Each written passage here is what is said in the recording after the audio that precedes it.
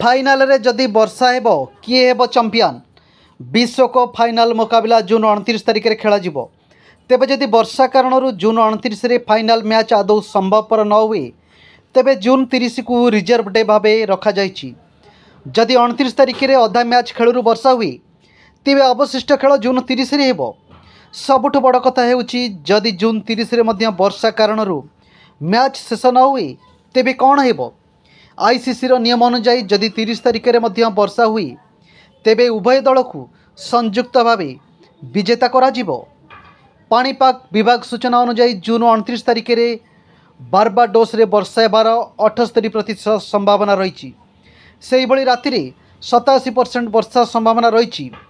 चिंतार कारण यह नुहे जून 30 तारिख में मध्य वर्षा संभावना रही। जून 30 तारिख अर्थात रिजर्व डे वर्षा हेबार संभावना प्राय 61% रही।